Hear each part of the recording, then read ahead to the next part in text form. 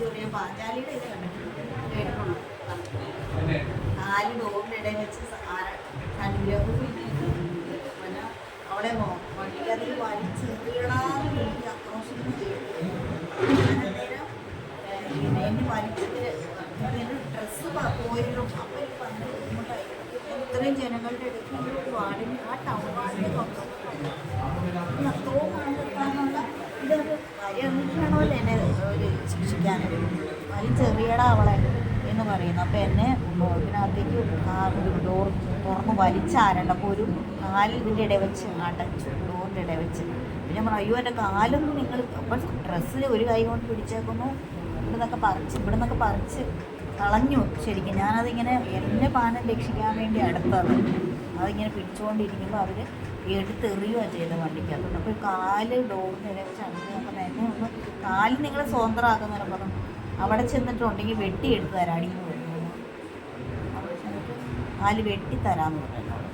ഇവരെന്നെ കൊണ്ടുപോയി കമ്മിറ്റി ഓഫീസിലേക്ക് കാണാം. എനിക്ക് പെട്ടെന്ന് എവിടെ എന്താണെന്നൊരു തിക്ക് കിട്ടിയില്ല. കാരണം ഈ ശ്വാസം മുട്ടി പോയല്ലോ.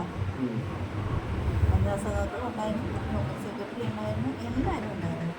തെറി തന്നെ. വിജയ ചേച്ചിയാണ്. വിജയ ചേച്ചി അവിടെ അന്നേരം അവർ ശരിക്കും പറഞ്ഞാൽ അവർ എത്ര ചീപ്പാണെന്ന് ഞാൻ അന്നേരം മനസ്സിലായി.